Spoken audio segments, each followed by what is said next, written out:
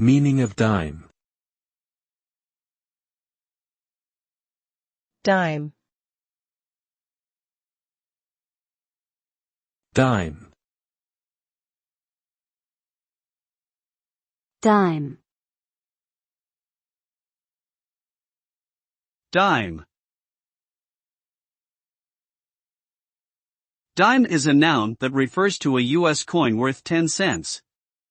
It features the profile of former President Franklin D. Roosevelt on one side and an olive branch, torch, and oak branch on the other. The dime was first introduced in 1796 and has undergone several design changes since then.